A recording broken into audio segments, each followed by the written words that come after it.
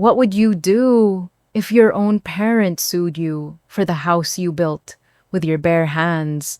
What if they wanted to give it to your sister because she had kids and you didn't? And what if you discovered they'd been stealing from you since you were a child? This is the story of how I fought my entire family in court and won more than just my house back. I still remember the exact moment my world flipped upside down. I was standing in my kitchen, coffee in hand, sunlight streaming through the windows of the house I'd spent 3 years building from nothing. Then I saw it, an official envelope with my parents' attorney's name in the corner. My hands were actually shaking as I tore it open. Court summons. My own parents were suing me. They wanted my house. The house I'd saved for, planned for, built with my own 2 hands. They wanted to give it to my sister Claire because, and I quote, "she has children and needs it more." I had to read it 3 times before it sank in. Gerald and Melissa Thompson, my parents, were claiming I'd used family money to build this place, that I owed it to them, that Claire deserved it more than I did. But here's what they didn't mention in their fancy legal papers. I've been invisible to them my entire life. When Claire needed new clothes for school, I wore hand-me-downs from neighbors. When Claire got braces to fix her perfectly fine teeth, I walked around with a gap for years because it gives you character, Rachel. When Claire wanted to go to private school, they found the money. When I asked for help with community college applications, Dad said I should focus on being more practical. The thing is, I was practical, maybe too practical for a 17-year-old kid. See, when I was 12, social services actually removed me from the house for 6 months. Neglect, they called it. I was basically raising myself while my parents focused all their energy on Claire. Those 6 months in foster care, they were some of the most stable months of my childhood. My foster mom taught me how to balance a checkbook, how to cook real meals, how to believe I could actually make something of myself. When I came back home, nothing had changed. Claire was still the golden child, and I was still the afterthought. So I made a decision that probably saved my life. I decided I'd never ask them for anything ever again. At 18, I enrolled in trade school, paid for it myself with money from 3 part-time jobs. While Claire was getting her college tuition covered and her first apartment deposit paid for, I was learning electrical work, plumbing, basic construction. My classmates used to joke that I was trying to build a house with my bare hands. Turns out that's exactly what I was planning to do. After trade school, I started working construction during the day and taking civil engineering classes at night. 4 years of that. 4 years of getting home at midnight, studying until 2 a.m., and being back on a job site at 6 in the morning. My parents never once asked how I was doing, never visited my tiny studio apartment, never acknowledged that I was working myself to the bone to build something better. But they sure knew how to call when Claire needed something. When she got pregnant at 22, guess who they asked to help pay for the baby shower?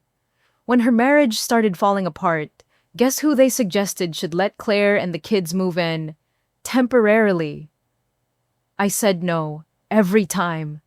Not because I'm heartless, but because I could see the pattern.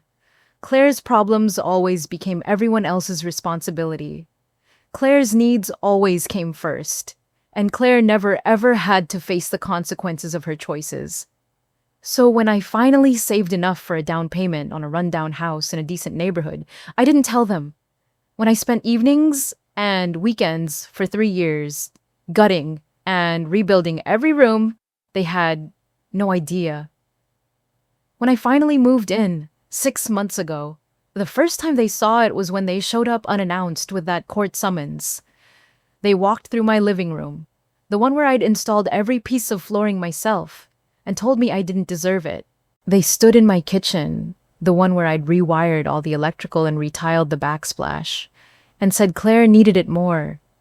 32 years old, and I was still the invisible daughter. The one who didn't matter.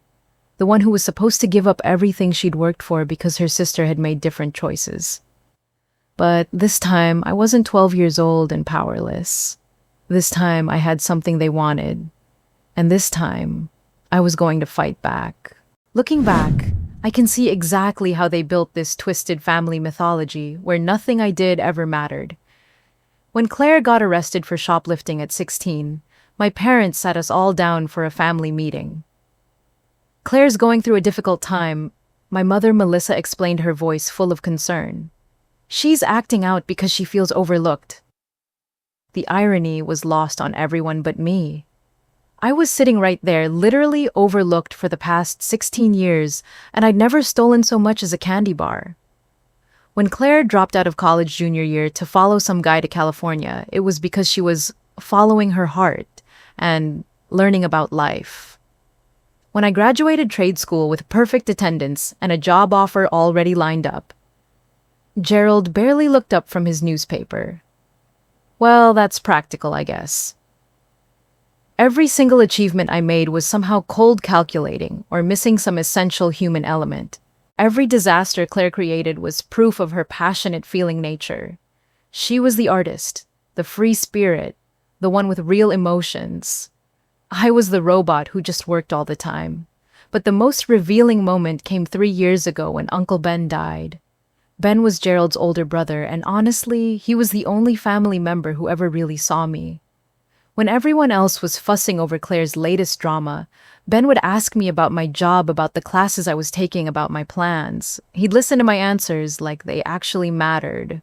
I was at work when the lawyer called. Uncle Ben had left me something in his will. Not Claire, not both of us. Just me. When I got to the lawyer's office, I honestly expected maybe some old tools or a few $100s.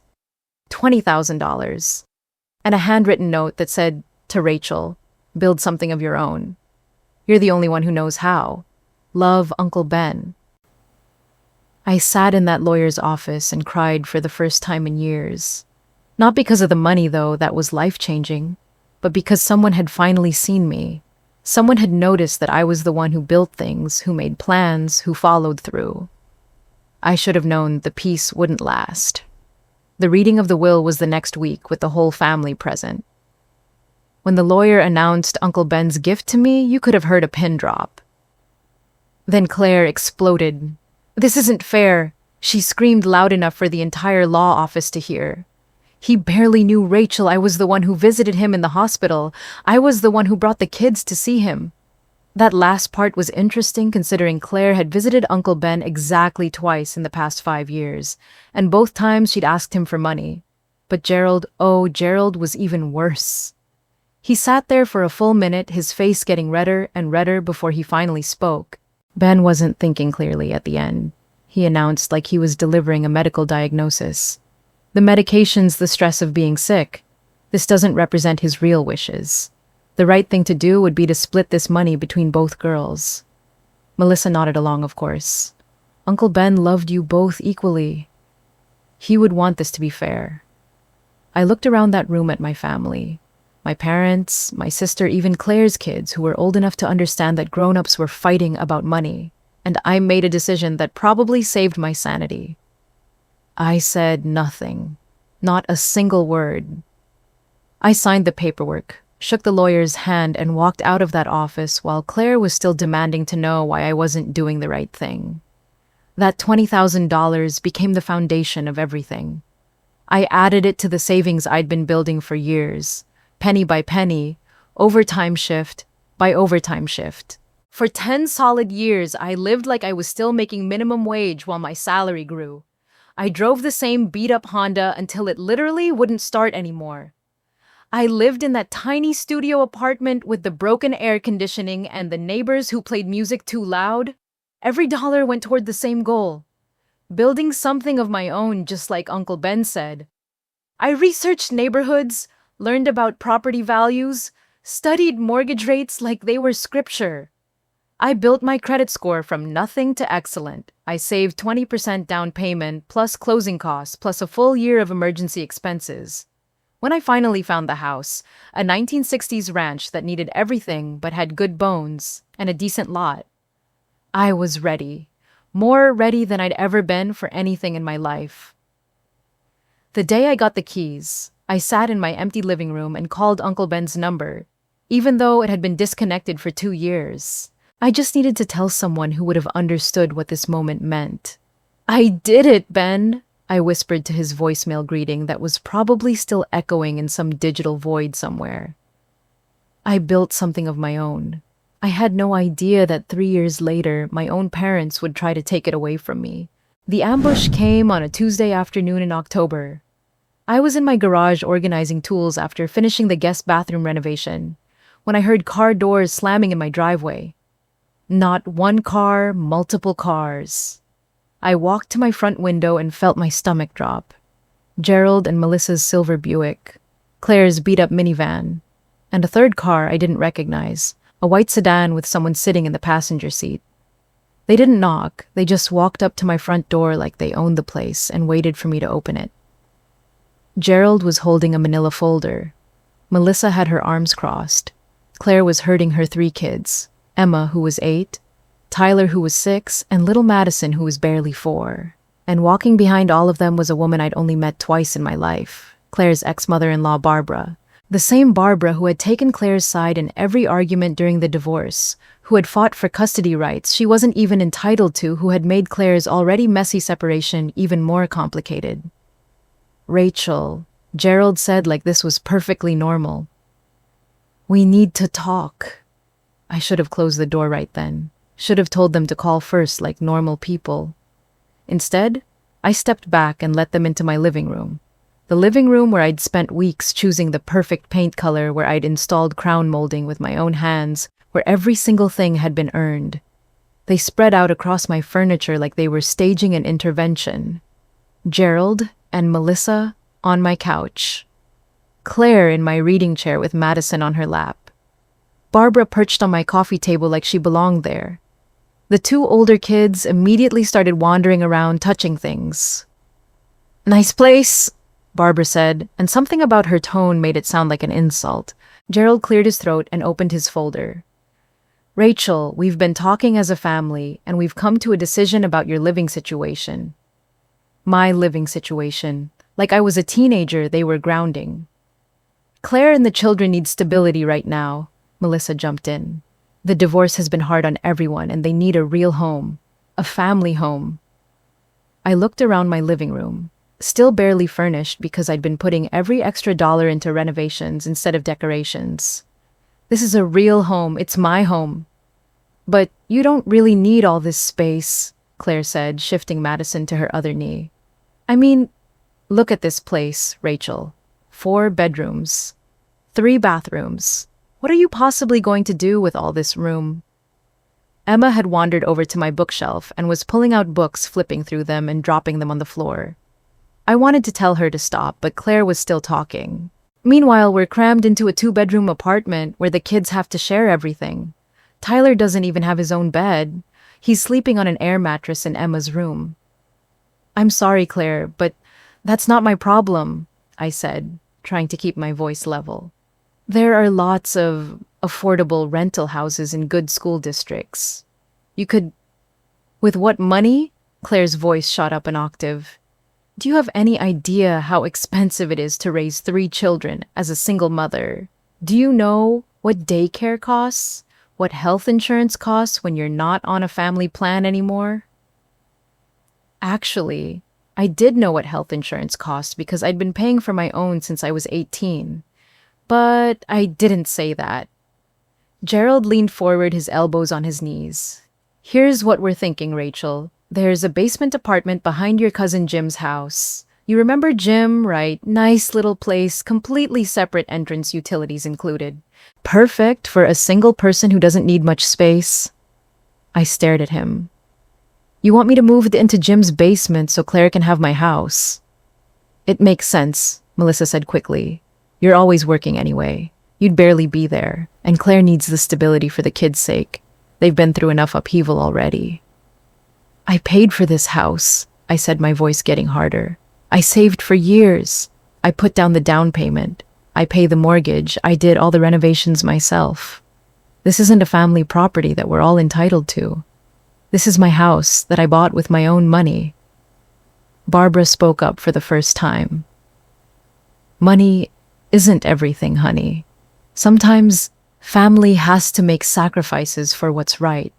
The audacity of this woman, who wasn't even actually family anymore, sitting in my living room telling me what was right, made something snap inside me. Oh, What's right is Claire taking responsibility for her own life instead of expecting everyone else to fix her problems, I said. The room went dead silent. Even the kids stopped moving. Then Claire started crying, not just tearing up, full-on sobbing, the kind of theatrical crying she'd perfected in childhood to get out of trouble. "How can you be so cruel?" she gasped between sobs. "I have children, Rachel. I have 3 beautiful children who need stability and security and a real home to grow up in. And you have nobody. You come home to an empty house every night. You eat dinner alone. You spend weekends alone. What is the point of having all this space when you have no one to share it with?" Tyler had stopped playing and was staring at his mother with wide, worried eyes. Madison was patting Claire's face with her tiny hands, trying to make her feel better. Emma was still holding one of my books, but now she was watching the adults with the kind of sharp attention that kids develop when they've seen too many grown-up fights. "Claire's right," Gerald said, his voice getting that edge it always got when he was about to lay down the law. "You're 32 years old, Rachel. You're not getting any younger. You're not married. You don't have children. You don't even have a boyfriend as far as we know. This house is wasted on you." "It's not wasted," I said quietly. "It's mine." "But what's yours should be shared with family when family needs it," Melissa said, like she was quoting something from a self-help book.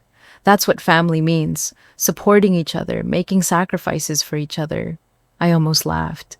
Where had this philosophy been when I was 12 and living on cereal for dinner because no one remembered to grocery shop? Where was family support when I was working 3 jobs to pay for trade school? When had anyone in this room ever made a sacrifice for me? The answer is no, I said. Claire's crying got louder. "I can't believe you're being this selfish. These children need a home, Rachel. A real home with a yard and bedrooms and space to grow. And you're going to deny them that because of what? Pride, stubbornness. I'm going to keep my house because I earned it." Gerald stood up, the manila folder still in his hand. "Then you're forcing us to handle this a different way." "What's that supposed to mean?" Melissa stood up too, smoothing down her pants like she was preparing for battle. "It means we'll settle this another way, Rachel. We tried to do this the easy way, the family way. But if you can't see reason..." She didn't finish the sentence, but she didn't need to. The threat was clear enough. They gathered up the kids, Barbara making disapproving clicking sounds with her tongue the whole time. Gerald left the manila folder on my coffee table like some kind of ominous calling card. As they filed out of my house that I'd built from nothing, Claire turned back one more time. "I hope you're happy," she said, Madison still on her hip. "I hope it was worth choosing an empty house over your own family." I stood in my doorway and watched them drive away, all 3 cars pulling out of my driveway like a funeral procession. Then I walked back inside, closed the door, and picked up Gerald's manila folder. Inside were property records, mortgage information, and what looked like consultation notes from a lawyer's office. They weren't bluffing. They were actually going to try to take my house. The official lawsuit arrived 3 weeks later, served by a sheriff's deputy who looked embarrassed to be handing over papers that would tear a family apart. I signed for it with hands that weren't shaking anymore. I'd moved past shock into something colder and more focused. I spread the documents across my kitchen table, the same table where I'd planned every renovation, calculated every budget, dreamed every dream about this house. Now I was reading legal accusations that those dreams had been built on stolen money. According to Gerald and Melissa's attorney, I had unlawfully appropriated family funds, including inheritance monies and parental contributions, to purchase and improve the property. They claimed they had provided substantial financial support for my education and career development, and that I had unjustly enriched myself through family resources, while denying said resources to family members in greater need. It was beautifully written legal fiction, complete lies, but professionally crafted lies. The most infuriating part was a clause claiming that Uncle Ben's $20,000 had been intended for both daughters, and that my use of it for personal benefit constituted conversion of family assets. They were trying to rewrite Uncle Ben's will, his intentions, even his handwritten note that I still kept in my filing cabinet. I did what I always do when I'm overwhelmed. I got organized. I pulled out every financial record I'd kept for the past 15 years.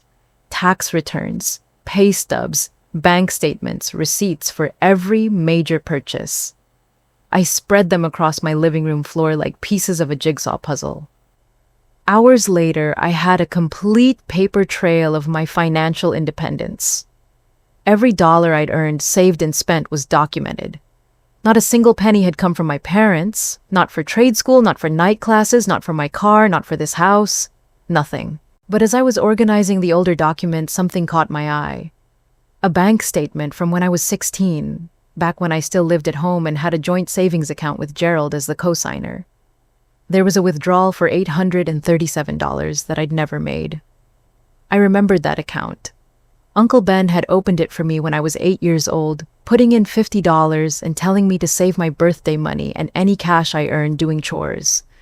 Over the years, I'd built it up to almost $900, my first real savings, my pride and joy. When I turned 18 and moved out, I'd asked Gerald to help me transfer the money to my new adult account. He'd told me the account had been closed and there was no money left. I'd been devastated, but I was 18 and powerless, and I'd believed him. Now staring at that bank statement, I could see exactly where my $900 had gone. The same day Gerald withdrew my money, there was a matching deposit into another account, one that belonged to Claire. My own father had stolen my childhood savings to pay off Claire's credit card debt. I sat on my living room floor surrounded by 15 years of financial documents, holding proof that my parents had been stealing from me since I was a child, and something inside me crystallized into pure, cold determination. They wanted to play legal games. Fine, but they'd picked a fight with someone who actually kept records. The next morning, I called in sick to work for the first time in 3 years and spent the day researching attorneys. I couldn't afford the kind of lawyer my parents had hired, but I didn't need expensive. I needed smart. I found her in a coffee shop downtown, hunched over a laptop and surrounded by case files. Lena Chen. We'd been in the same community college math class 8 years ago. She'd been working toward her paralegal degree then, but according to her website, she'd finished law school 2 years ago and now specialized in pro bono work for women facing family financial abuse. Rachel, she looked up from her laptop with surprise. Oh my God, I haven't seen you since calculus class. How are you doing? I sat down across from her and slid the lawsuit papers across the table. I've been better. Remember how you used to say you wanted to help women who got screwed over by their families? Well, I think I'm your perfect case study. Lena read through the documents while I explained the whole story. The lawsuit, the family dynamics, the evidence I'd found. When I showed her the bank statements proving Gerald had stolen my childhood savings, her eyebrows shot up. This is financial abuse, she said quietly. And it's been going on for years. Your parents have been systematically taking from you and giving to your sister your entire life. Can you help me fight this? Lena leaned back in her chair and studied me for a long moment. Rachel, I can do more than help you fight this. I can help you win this. But are you prepared for what that's going to look like? Because if we do this right, we're not just defending against their lawsuit. We're going after them for fraud conversion and financial abuse. This is going to get ugly. I thought about Claire sitting in my living room, telling me I didn't deserve my own house because I didn't have children. I thought about Gerald withdrawing my savings without telling me, letting me believe for 14 years that the money had just disappeared. I thought about Melissa standing in my kitchen and threatening me because I wouldn't give up everything I'd worked for. Let it get ugly, I said. I'm done being the family doormat. Lena smiled for the first time since I'd sat down. Good, because I'm going to need you to find every financial document you can get your hands on. Every bank statement, every canceled check, every receipt. We're going to build a timeline of exactly how much money has flowed from you to Claire over the years. What about their claim that Uncle Ben's money was meant for both of us? Do you still have his note? I nodded. Then that's our smoking gun. A handwritten note specifically leaving money to you alone completely destroys their argument. But Rachel, I need to warn you about something else. If we subpoena their bank records as part of our countersuit, we might find more than just your stolen savings. Are you prepared for whatever else we might discover? I thought about all those years of watching Claire get everything while I got nothing. All those times I'd been told to be understanding, to be practical, to make sacrifices for family. All those moments when I'd wondered if I was crazy for feeling like something was deeply unfair about how our family worked. I'm prepared, I said. I want to know everything. Lena pulled out a legal pad and started writing. Then let's go to war. But we're not just fighting for your house, Rachel. We're fighting to expose 20 years of financial manipulation and abuse. By the time we're done, your parents are going to wish they'd never heard of a lawsuit. For the first time in weeks, I felt something other than dread. I felt hope. And more than that, I felt like someone was finally on my side. How long do we have? I asked. They've given us 30 days to respond to their lawsuit, but we're going to file our countersuit at the same time, which means they'll have 30 days to respond to us. Lena grinned. Something tells me they're not going to like what we have to say. The morning of the trial, I woke up at 5 a.m. even though court wasn't until 9. I'd been having the same dream for weeks, standing in an empty house that kept shrinking around me while voices I recognized argued about who deserved the space more. But this wasn't a dream anymore. This was the day I'd either keep everything I'd built or lose it to people who'd never helped me build anything.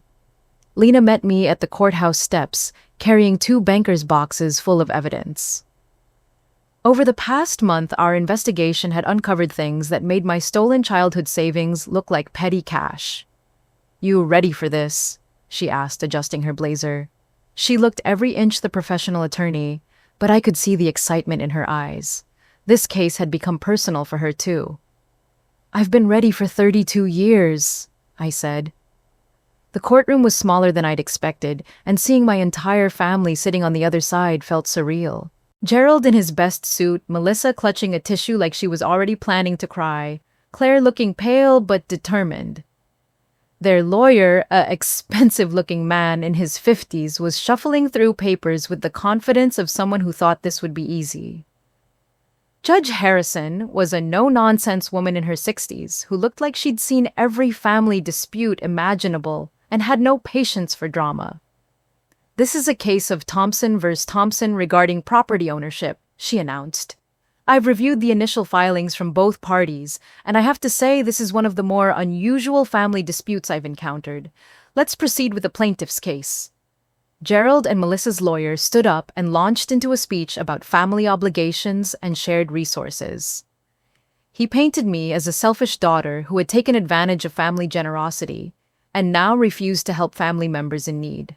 Your Honor, the defendant has benefited from years of family support and investment. The inheritance from Benjamin Thompson was clearly intended as family money, and the defendant's use of these funds for personal enrichment, while her sister and 3 young children struggle in poverty, represents a fundamental betrayal of family trust. It was a beautiful performance. If I hadn't lived through the actual truth, I might have believed it myself. Then, it was our turn. Lena stood up and placed a single document on the podium. Your Honor, I'd like to begin with People's Exhibit A, the original handwritten note from Benjamin Thompson specifically bequeathing $20,000 to Rachel Thompson alone. She read Uncle Ben's note aloud, his handwriting projected on a screen for everyone to see. To Rachel, build something of your own. You're the only one who knows how. Love, Uncle Ben. This note is notarized, dated, and completely unambiguous. Benjamin Thompson intended this money for Rachel alone, specifically to build something of her own. The plaintiff's claim that this was family money is demonstrably false. The other lawyer objected, claiming the note didn't prove Ben was in his right mind, but Judge Harrison shut him down fast. The note is notarized with a witness signatures, counselor. Unless you have medical evidence of incompetence at the time of signing, we'll accept this as valid. But that was just the opening act. Lena spent the next hour methodically destroying every claim my parents had made. Financial records showing I'd paid for my own education, my own car, my own everything. Bank statements proving the house down payment came entirely from my documented savings, and Uncle Ben's inheritance. Tax records showing I'd never claimed my parents as dependents or received any family financial support. Your Honor, the defendant has been financially independent since age 18. Every dollar used to purchase and improve this property can be traced to her own earnings and her specific inheritance. The plaintiffs contributed nothing to this property. Then came the bombshell. However, we did discover evidence of financial misconduct by the plaintiffs. Lena projected a bank statement on the screen. This shows Gerald Thompson withdrawing $837 from a joint savings account belonging to his then minor daughter Rachel without her knowledge or consent. I watched my father's face turn red as Lena explained how he'd forged my signature to empty my childhood savings account and transfer the money to pay Claire's debts. This represents conversion of a minor's assets, Your Honor. But it gets worse. The next exhibit made Claire gasp audibly. Tax documents showing she'd tried to claim my address as her residence to qualify for low-income housing credits and earned income tax credits she wasn't entitled to. The plaintiff, Claire Thompson, has been committing tax fraud by claiming to live at property owned by the defendant while actually residing at a different address. She's used this false information to claim thousands of dollars in government benefits. Judge Harrison's expression had shifted from politely interested to genuinely angry. Ms. Thompson, did you file tax returns claiming residence at your sister's property? Claire's lawyer whispered something to her, but she was already crying. I needed the help, Your Honor. I have 3 children and... That's a yes or no question, Ms. Thompson. Yes, but... Thank you. But Lena still wasn't finished. She pulled out the final exhibit, bank records showing a pattern of financial transfers from my accounts to Claire's going back 15 years. Your Honor, this family has been systematically draining Rachel's resources for decades while providing her with no support in return. The plaintiff's claim of family obligation is deeply ironic considering they've been violating that obligation Rachel's entire adult life. When it was over, Judge Harrison didn't even need to recess to consider her decision.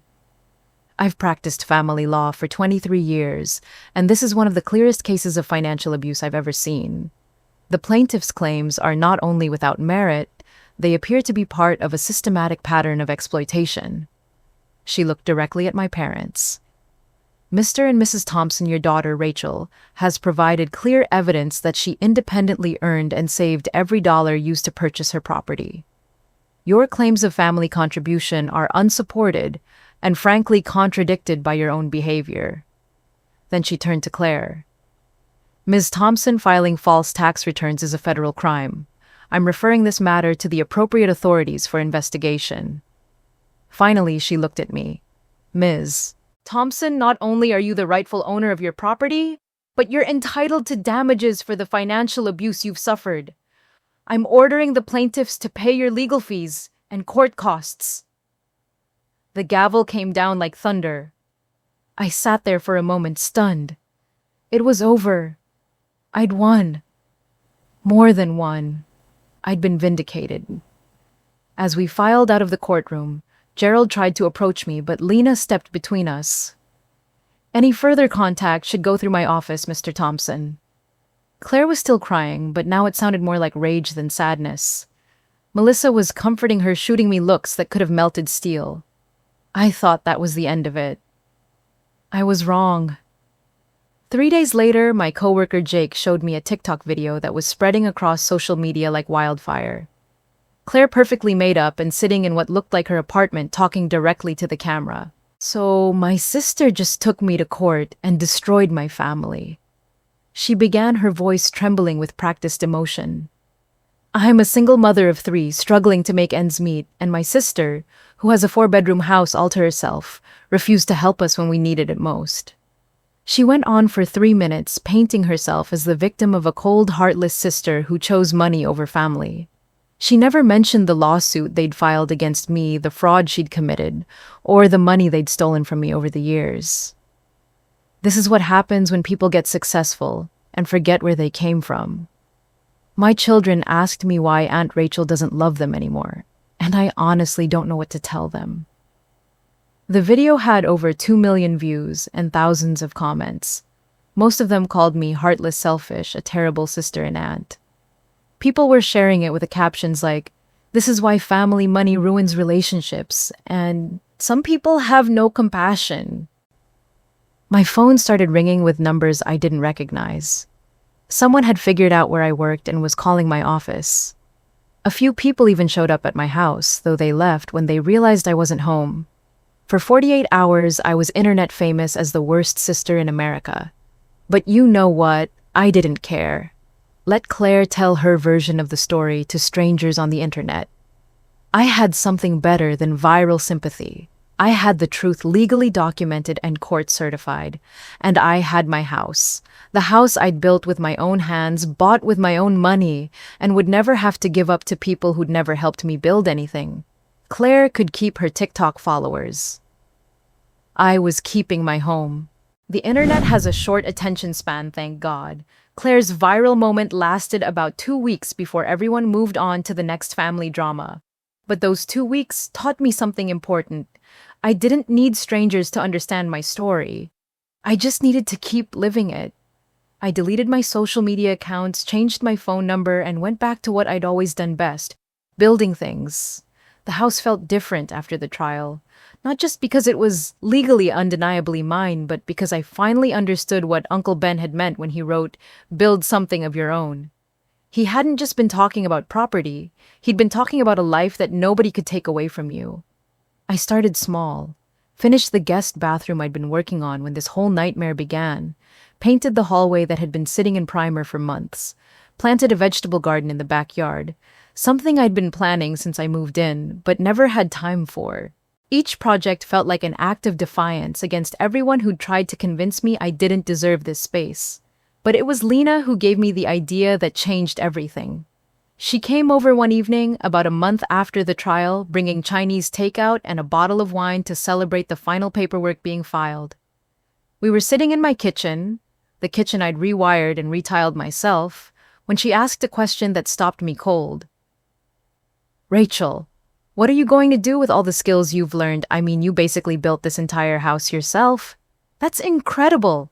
Do you realize how rare that is, especially for women?" I'd never really thought about it that way. To me, learning construction and renovation skills had been about necessity, about not being able to afford contractors. But Lena was right. It was unusual, especially in a world where women were still expected to call their dads or boyfriends when something needed fixing.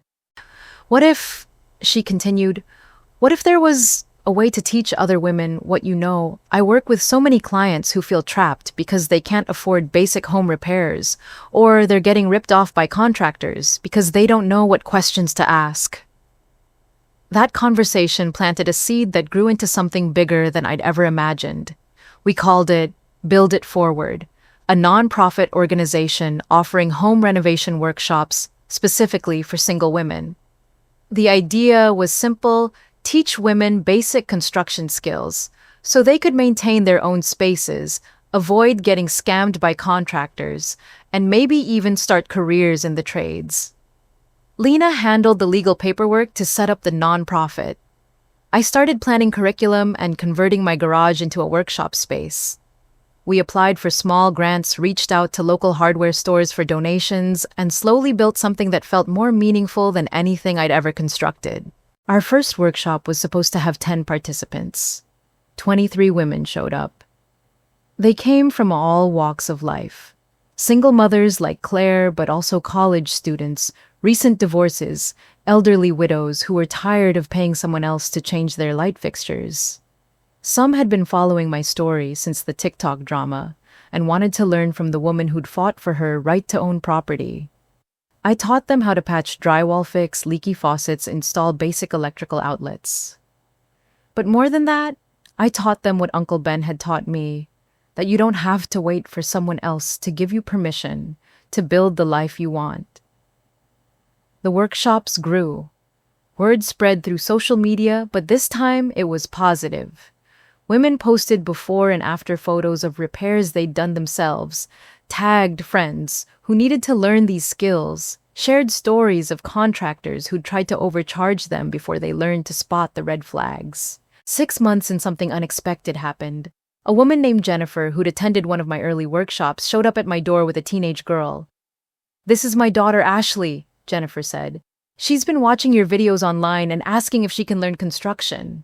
She's only 15, but she's more handy than half the adults I know."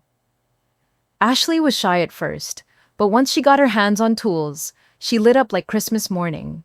She asked smart questions, picked up techniques faster than most of my adult students, and had an intuitive understanding of how things fit together.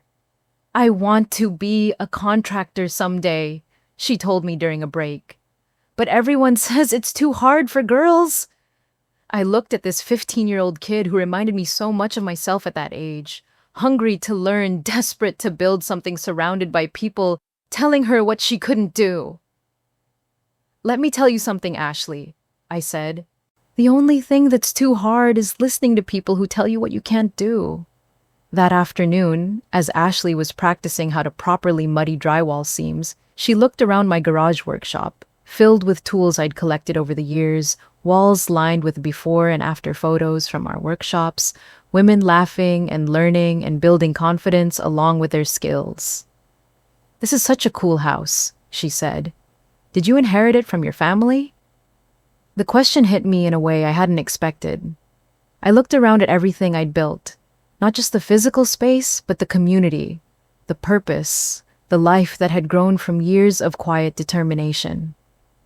I had Uncle Ben's note framed on my new bookshelf now, right next to certificates from women who'd completed our workshops and photos from project build days. Every morning when I drank my coffee, I could see his words, "Build something of your own. You're the only one who knows how." I finally understood what he'd really been telling me. "No, Ashley," I said, smiling as I watched her carefully smooth joint compound across a practice wall. "I didn't inherit this. This isn't my house." She looked confused for a moment, probably thinking about all those viral videos that called me selfish for keeping a house I didn't deserve. "This is my life," I finished, "and nobody can ever take that away from me." Later that evening, after all the workshop participants had gone home and I'd cleaned up the garage, I sat on my front porch with a cup of tea and looked at the house I'd fought so hard to keep. The house that had almost become someone else's, that strangers on the internet had said I didn't deserve, that my own family had tried to take from me. But it wasn't really about the house anymore. It wasn't even about the money or the principal or the family drama that had made me internet famous for all the wrong reasons. It was about the choice to build instead of waiting to be given, to create instead of taking, to teach instead of hoarding knowledge, to turn pain into purpose and isolation into community. My phone buzzed with a text from Lena. "Saw the workshop photos on the Build It Forward Instagram. You're changing lives. You know that." Maybe I was, but more than that, I was finally living the life Uncle Ben had always believed I could build, a life that was entirely, undeniably, unshakably my own. The next morning, I woke up in my own bed, in my own house, surrounded by my own choices and the community I'd built from nothing. Claire could keep her TikTok followers and her victim narrative.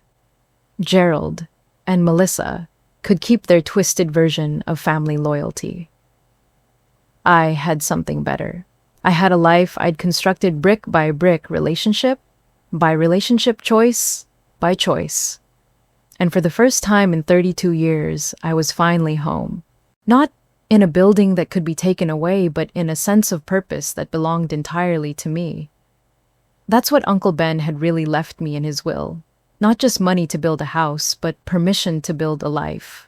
And 20 years later, I was finally ready to claim that inheritance. Sometimes the family that's supposed to support you is the one holding you back.